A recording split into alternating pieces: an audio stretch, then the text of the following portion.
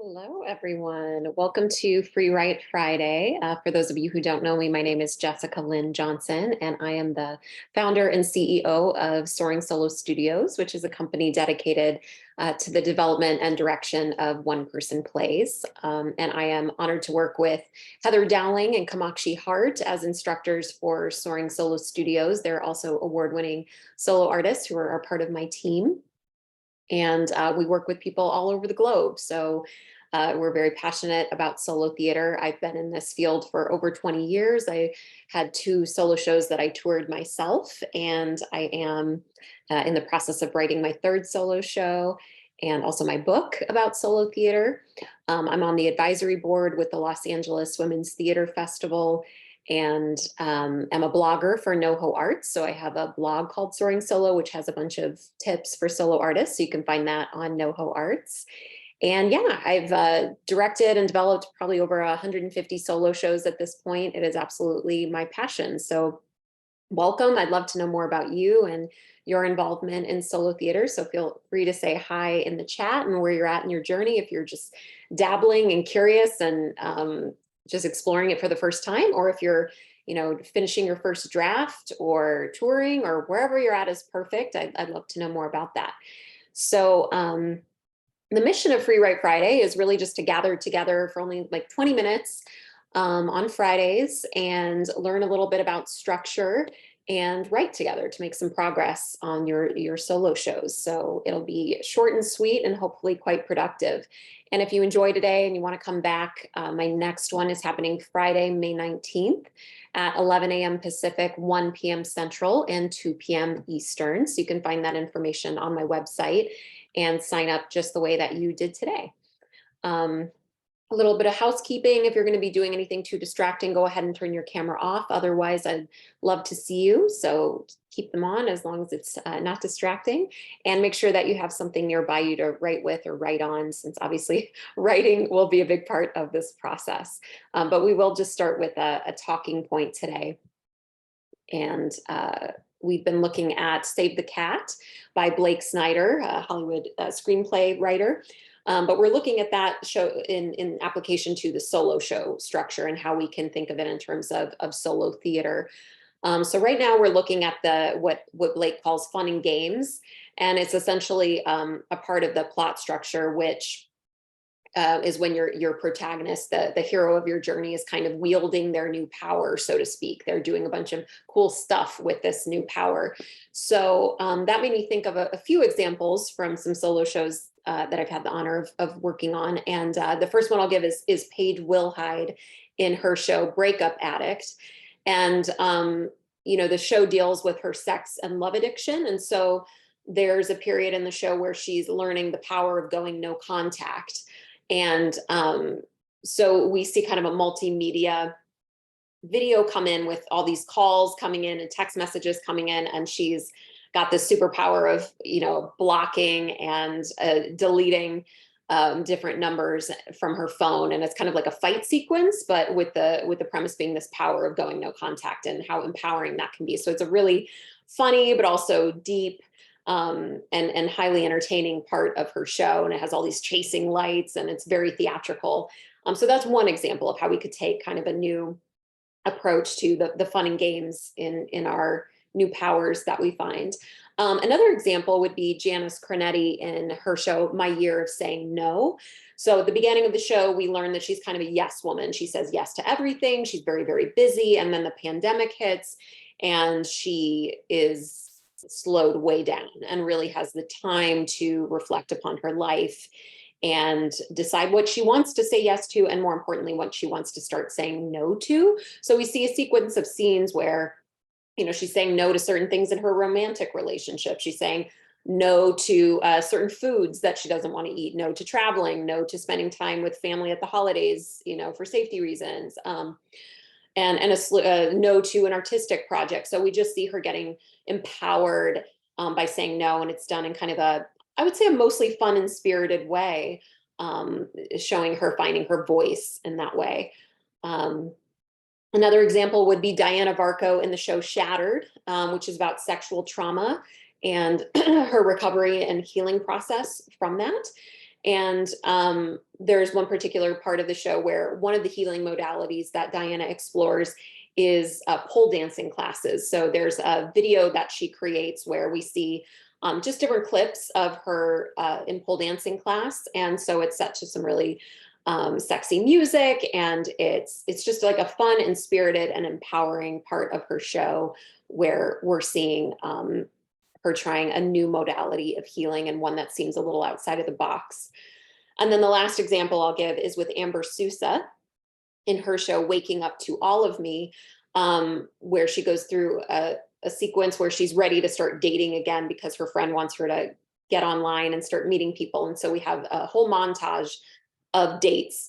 They're not good dates, but it's a fun montage to bring to life her just being like, okay, I'm going to get in the dating world. I'm going to put myself out there. And then we just have a series of very quick scenes seeing these dates with these men that she met online. So those are some examples of how I would interpret what Blake Snyder talks about with the fun and games section, and how you could maybe use that through the lens of solo theater to help bring your stories to life. So I'm going to set my timer for 8 minutes for you to write. And what I want you to be writing about or thinking about, in addition to the examples I just gave you, would be like a new skill set that you're learning, maybe a new talent that you learned, and how that might be able to be theatricalized on stage, or a healthier characteristic or personality trait that you're trying on for size, a new behavior, things like that. So how can that be theatricalized on stage? So again, rather than just hearing about how you learn to paint, maybe you actually paint something on stage. That just made me think of Jenna McCartney, where she paints live on stage multiple times in her one woman show, and we see all this live artwork. And so that's a point of theatricality that's quite fun, and utilized to parallel some life stories. So that's the idea for today. I'm going to set my timer for 8 minutes, and just know you never have to share anything that comes up for you. And this isn't what today's for. We're just writing and then ending the call after some general announcements. So be as uncensored as you can. Let it be a messy first draft. And if you have questions, of course, you can message me, but that's it. So jump on in and I'll let you know when your 8 minutes are up.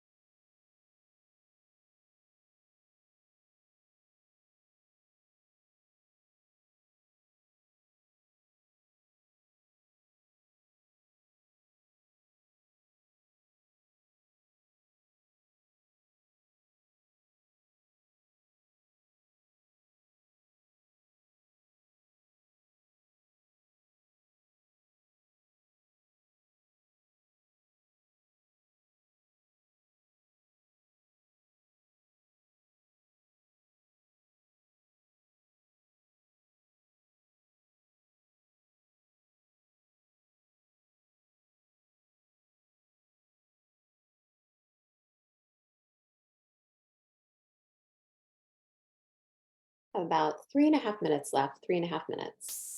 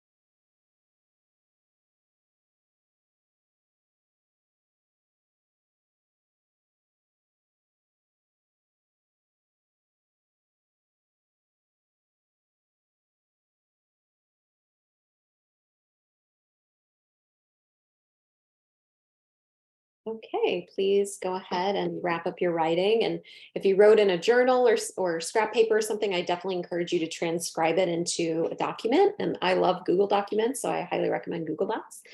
Just a way to start to build out your script and make it real and tangible and live somewhere safe that it can continue to grow and turn into a show.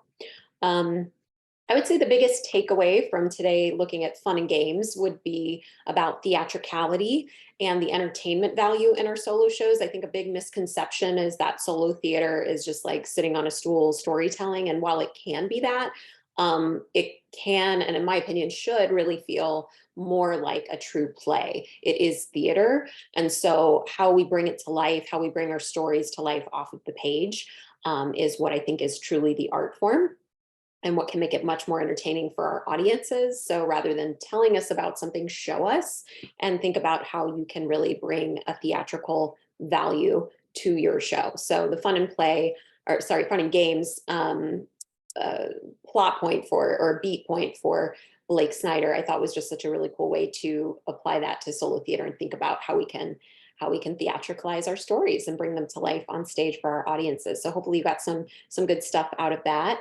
And in the chat, I put a bunch of announcements. We've got a lot of really exciting stuff happening in the Soaring Solo community as per usual. And starting with my free class, The Art of Creating the One-Person Play. So that's my 90-minute class that I do once a month on Saturdays on Zoom. And the next one's happening on May 13th at 10 a.m. Pacific, noon Central, and 1 p.m. Eastern. And that is a space where you can actually share your work if you'd like to and get feedback from me and network with other solo artists and all of that. And it is 100% free.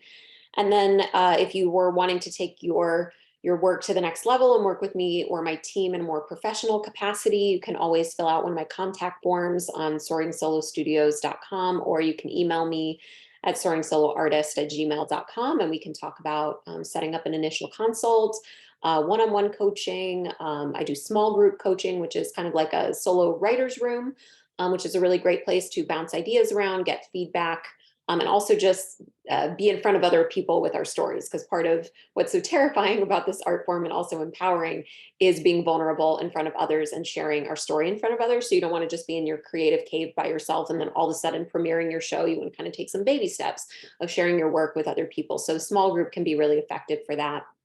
And we also have different 3-week intensives and special events and pair sessions where you're paired with another artist and myself. So lots of different things. So we could always figure out what offering would be the right fit for you and where you're at.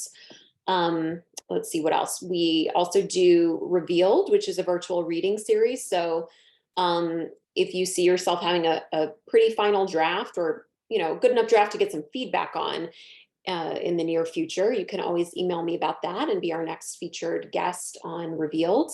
And I would produce that, and we would invite as many people as we could to join us on Zoom for you to read your piece. And then we have a robust conversation afterwards about what's working, what could be improved, ideas, if there's any points that are confusing or maybe need to be edited down. And it's a really good safe space and supportive space to test out your material before you're committing it to memory, before you're renting a theater and all the other bells and whistles that go with producing a show. So let me know if you're interested in Revealed. And then the next FREEWrite Friday, as I said, is happening Friday, May 19th. So you can sign up on my website for that. And then I'll put this on YouTube later today, and all of my FREEWrite Fridays and well over 100 other videos of free content are on my YouTube channel. So if you're wanting some more guidance, you can visit my YouTube channel, which I also put in the link for free content and guidance. And then I always think that the festival circuit is such a smart way to get into the world of solo theater, because there's a lot of hand holding and structure and deadlines that are imposed by being a part of a festival, not to mention the accolades and reviews and the community that's built into a festival. So whether you've been in this genre for a while or you're new to it, really consider getting into the festival circuit. So some examples would be the Binge Fringe Festival that happens at the Santa Monica Playhouse in the fall. Solo Fest, which is at the Whitefire Theater in Sherman Oaks. It's the largest solo theater festival on the West Coast. There's United Solo, which is based in New York City, but my understanding is that they're also in, I think, London now. The Hollywood Fringe Festival, and there's fringe festivals all over the place. I see Brittany on this call, who's going to be in the St. Louis Fringe. So there's, and I'm actually in Florida right now, and there's one in Orlando as well. And so there's fringes everywhere. So look in your city and see if there's a fringe that you can be a part of near you. Those are excellent festivals most of the time. There's the LA Women's Theater Festival, which I mentioned I sit on the board for them. And the Solo Stars, the Soaring Solo Stars series is a festival that I produce in the fall and the winter every year with my team. And the Joshua Tree Solo Theater Festival, which is happening in a week. So we are sold out of Joshua Tree tickets for staying on campus.